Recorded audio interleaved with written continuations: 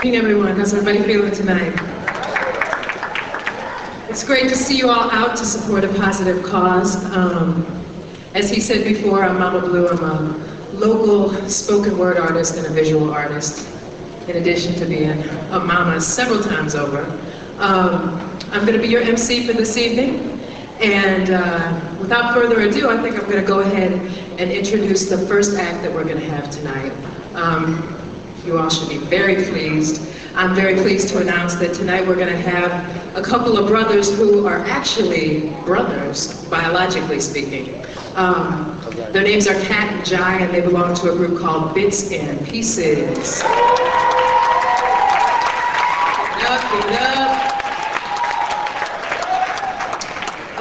They're local artists. They are not only hip-hop artists, but they basically have created a fusion of hip-hop and spoken word. They've got a new album that just came out called Hip Hop, and they are going to rock the house for y'all tonight. So let's bring to the stage for you Bits and Pieces.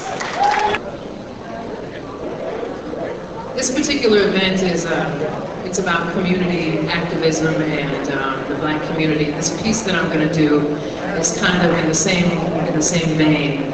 This particular piece is about genocide in its many forms throughout the African diaspora, from political prisoners on death row here in the United States of America to tribal war back home in the continent of Africa. This is a piece that I just recently, last week, became a finalist in the National Poetry Slam in Seattle, so I'm going to rock this one for y'all. This piece is called Death Row, and I wrote this piece as an homage to Mumia Abu Jamal. And for those of you who don't know who this brother is, Mumia is a political prisoner residing on death row in Philadelphia, Pennsylvania. He's scheduled to be executed at any time. He was accused of killing a Philadelphia police officer. However, most people believe that he was set up because he was kind of like an enemy of the state of Pennsylvania, because he was a supporter of the Black Panther Party. He was a supporter of the MOVE organization, who was a group of revolutionary Black folks who lived in Philly and were trying to preach the truth to the people in their community. Mumia didn't get a fair trial. Mumia didn't get decent representation. He was not allowed in the courtroom when his trial was going on, other than when he was actually on the stand. And he had horrible representation, and he still, despite the millions of American people who are petitioning to get him off death row, he hasn't gotten another trial. So this piece is for Mumia. It's called Death Row.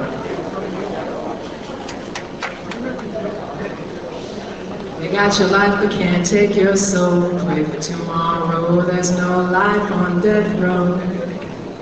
They want to see you like Mumia, with your face in your hands and your fate in theirs, while the world via the media just sits and stares as they warm the electric chair with hateful glare. A life for an eye, forget what's fair. Can you feel the hate? Can you feel the heat? Strapped down tight to the legal lynch seat of ill intention as you sing songs of redemption on death row.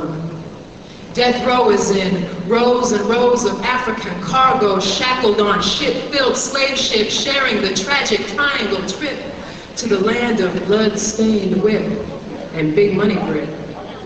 Death row as in rows and rows of stolen Negroes, bought and sold like $2 hoes off the auction block. Bought and sold like game and livestock. Bought and sold like brothers by rock. Now we're slaves to the rock, and we die by the Glock, dodging shots from killer cops on our own block, and it don't stop.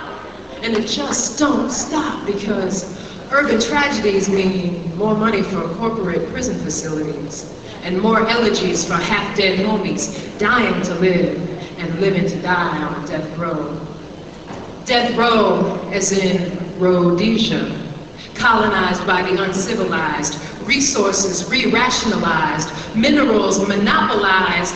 Welcome to the land of genocide, imperialized in the name of Cecil Rhodes' white pride. He was the master architect of apartheid. He was the #1 proponent of beating black hide. Yo, there's no place to hide from your past, sweet Rhodesia, despite the media and historical amnesia. Your true story is a tale that's gory, and you must be restored to your former glory instead of swinging in limbo like a soul on death row. Death row, as in Rwanda, who's on her knees like mad cow disease. See, Rwanda caught the colonial division, illusion, confusion syndrome, and now mad brothers are killing brothers in the motherland we call home. Yo, brother M2 caught a brick to the dome and they shot his pops too, so now mama's alone, weeping in a valley of dry bones. Rows of bodies and rows of bones. They killed 1 million Tutsis in less than a month. Rwanda was dying in 1994, and while the world ignored, the oppressor kept score by counting the death rows. Death rows as in Rosewood. Death row as in road to nowhere. Death Row tried to blow up Ramona, Africa, one of 2 sole survivors in the Philadelphia massacre where they blasted you and tear-gassed you in the city of brotherly hate. Got no love for brothers or children or mothers on the move. On May 13th, their point they proved with 100-gallon per minute water hose and 10,000 rounds of high-powered ammo and bomb explodes. Delivered via Philly Popo. Mumia told, and now he's on death row with nowhere to go, yo. Death row like Roman crucifixion, served Philly style like steaks. And on death row, the stakes are high, cause on death row, you die. It's high stakes in these United Snakes, if I'm scaring you, with threats of death penalties and random casualties of modern day warfare. See, urban war is tribal war, is survival, but are you your brother's rival? Yeah, urban war is tribal war, is global war. Huh. Good God, what is it good for? Absolutely nothing, because this ain't no urban war, this ain't no tribal war, this ain't no global war, this ain't no holy war, and this ain't no damn civil war. This is a spiritual war within the matrix of what is and what should be and what could be if we all just be.